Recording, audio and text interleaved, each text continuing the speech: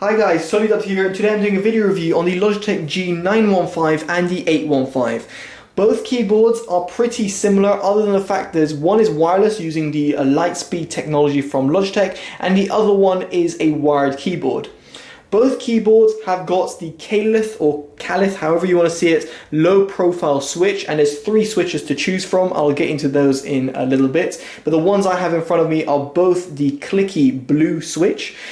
Then both keyboards themselves are very expensive.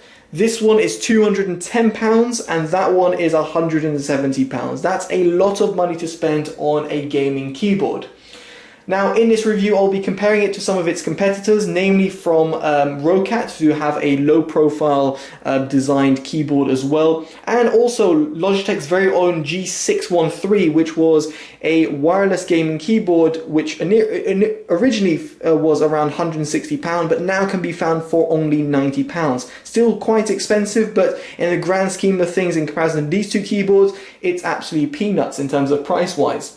Now though that keyboard was also a wireless gaming keyboard, but it had no illuminated keys and also didn't have low profile keys, nor had this metal type of design. So let's go into the review of these two keyboards. What you get? Well, in terms of functionalities and features, I'm just going to switch off the keyboard so I can just showcase it. Both keyboards have very much identical features. They both can be fully programmed and customized through the Logitech G Hub, which I'll show you in a bit. They both have 5 dedicated macro keys. They both have macro record button and 3 profiles that you can choose from. They both have a game mode button and illumination, and they also both have a volume wheel, which in all honesty is very sensitive, so you might want to bear that in mind. With the slightest touch it will adjust the volume, and also dedicated media keys. Both of them also have keyboard risers, which have 2 levels of adjustment, as you will be able to see there, and they have rubber bits underneath. Now, one thing you might have noticed is that neither of them come with keyboard, a wrist. So none of them have a wrist rest included, which to me honestly is pretty disappointing given their price point. They are extremely expensive keyboards over here in front of us, and yet you have no included wrist rest. I can't stress it enough, I love a wrist rest, even if it might be plastic. Obviously the softer the better, but what I found is that without a wrist rest I just wasn't really comfortable ergonomically. So I don't understand what the logic was there with Logitech, funnily enough, with not including a wrist rest, and also not including any accessories whatsoever. So the wireless version does have a USB cable, which is needed because you need to charge it, and a kind of extender where you can plug this on your desk, you can plug this on your desk and therefore have the dongle plugged in over here. Therefore, if you have having wireless problems, you can eliminate that by having the wireless connection being closer to each other. But what I'm saying about accessories is that you've got no key puller, you've got no customized WASD keys or anything like that, and also, as I said before, you don't have a wrist rest, and specifically for the 915 you have no sort of bag that you can kind of carry it in. It might seem trivial, but other manufacturers actually offer that, which it's kind of disappointing to see a £210 keyboard or a £170 keyboard not offering any sort of additional extras other than the keyboards themselves. So now, other than that, in terms of differences between the two keyboards, obviously one is wireless and one is wired. So therefore, these two have 2 different functions. Let's start off with the wired one. Now the 815 has a USB pass-through mode, which can be found on pretty much the top right hand side where the cable connects. Now the braided cable itself is very thick, and you might be wondering why. That's simply because at the end of it there's a termination of 2 USB inputs, and the 2 USB inputs, one of them is to drive the actual keyboard and the other one is to have the USB pass-through function. Whilst the wireless one has a dongle, or the included cable if you want to use it in a wired mode, and this has both Bluetooth and wireless. Now, not in either mode, I had absolutely no problems using it at a long range. In other words, I could use it at about 10 to 15 meters away from my PC and had absolutely no issues registering keystrokes, presses, multiple key presses at once on a Word document. And having checked them at the Word document, I was very much impressed to see that all keys that I was pressing were actually being actuated. Better still, the RGB lights also work whilst using in wireless mode, and also dim and switch off after not being used after a certain while. There is also a manual on and off toggle which can be found at the top left hand side of the keyboard. This, however, does not have a USB pass-through mode, which is kind of obvious because there's no actual USB connection, at least in principle, when you're using it in wireless mode. So in terms of its wireless performance, I must say I was very impressed. And that pretty much leads me into the actual performance of the key switches themselves and even the key caps. But I would like to say specifically for wireless performance, Bluetooth and wireless, Logitech have done a fantastic job here, same like they did with the 613 before it. Wireless transition between Bluetooth and Wi-Fi is fantastically seamless and really quick, and it responds very well at a long distance. So now let's move into the performance section of the review, and that is the actual key switches themselves. As I mentioned before, I've got the clicky switch. There's three switches to choose from: the GL linear, the GL tactile, and the GL clicky. The clicky, as I said multiple times, is the one I have in front of me. And without further ado, I'm going to go quiet so you guys can actually listen to the keyboard.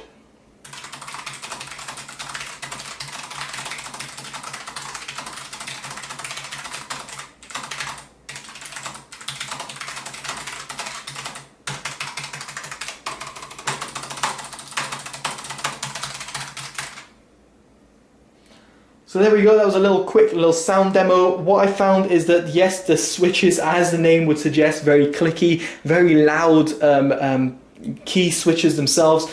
The actual feel of it was very nice. It felt very flat, almost kind of like a laptop-esque of typing, specifically because how the low-profile keycaps themselves are very, very thin. So therefore, you feel very close to the switch itself. In this respect, what I found is due to the key switches being very low profile and the actual keycaps themselves being low profile, it meant that it felt like the actuation was faster. At least Logitech claim it is a 25% faster actuation versus a 2mm actuation on a standard mechanical switch. I can't really test that. All I can say is state what Logitech are stating. All I can say, however, in terms of personal subjective feel, is that it does feel faster to type on. And therefore, just in terms of the overall feel of it, I had no problems whatsoever.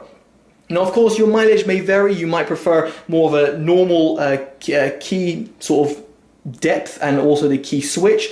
You might not also like the GL range from Calith or Calith. You also might not like the clicky one that I've got in front of me, but you might prefer the linear one as an example for gaming, or for example the tactile one if you want a kind of mix between both worlds.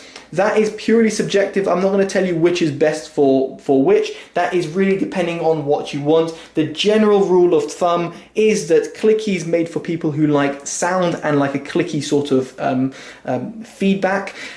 Tactile has a sort of like a little bump, so therefore makes you feel like you're typing on a very clicky type of switch, but doesn't have that very loud actuation sound. And then the linear one is the most silent one out of the three, and yet feels a little bit more stiff to press. That's a little broad sort of range of all the three switches.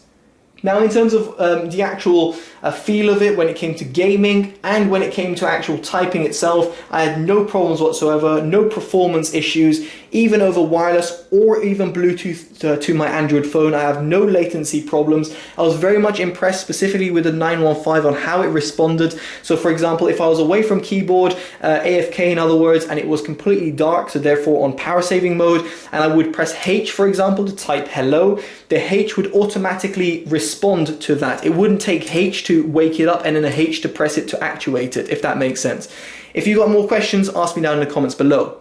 And then moving on from that, we've got the Logitech G Hub. Now the Logitech G Hub provides a wide selection of customization, and I must say it's very much comprehensive. I have no complaints whatsoever with the Logitech gaming software. However, people out there do have their complaints, to say the least, because they find that it is not compatible with all their systems. As you'll be able to see with the 915, you've got the battery level, for example. You can customize the onboard memory if you want to.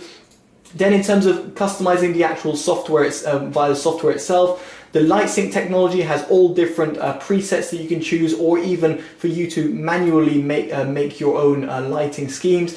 The assignments, you can assign every single key and even have macros on them, and even assign them via applications. Then in terms of game mode, you can actually also customize what you want for your game mode to be. So now onto the verdict. What do I actually think about these two keyboards?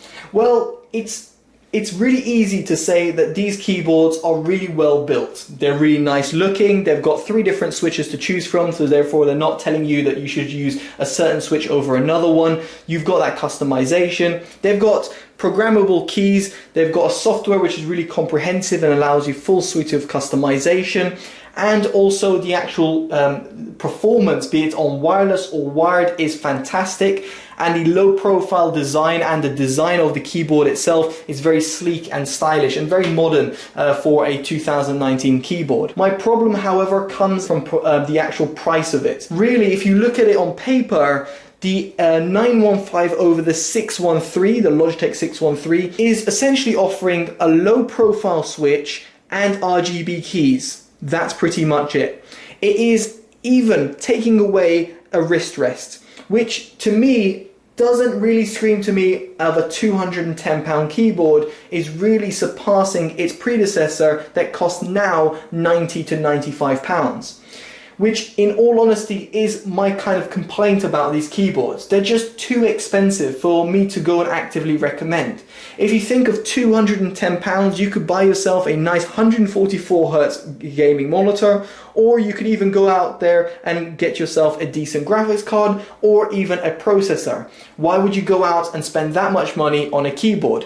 And that, by the way, is coming from someone who bought a £150 Logitech keyboard in the past and has spray painted it with a Lamborghini color and has custom keycaps, including Iron Man keycaps on it. It's not coming from your average Joe, it's coming from someone who's a keyboard enthusiast. I just don't see why you'd spend so much money on these keyboards. But hey, power to you. If you have £210, you're not going to find a better wireless gaming mechanical RGB lit keyboard out there. Take away the RGB and take away the low profile design, save yourself a hell lot of money and get the 613 instead. If you really don't care about the wireless function, then there's far greater keyboards you can consider over the 815. In other words, the Roccat Vulcan would be my pick, and it's also very much cheaper and yet has very much similar functionalities. Or there's other keyboards out there which don't have that low profile design and are then a lot cheaper. When I say lot cheaper, you're looking at maybe £80 to £70 for an RGB wired gaming keyboard. And again, these keyboards will offer a similar sort of functionality, and better still will include a wrist rest as well. So there we go, that's my kind of conclusion and my verdict on these keyboards. Yes, they're great, but you should consider other keyboards for the same price. So there we go, that's my honest, unbiased, unpaid opinion. If you like this type of review, make sure you give it a like, subscribe if you want to see more honest content, and favorite and share, as it will always help the channel grow. Alright guys, I've been Totally Dubbed, take care and bye bye.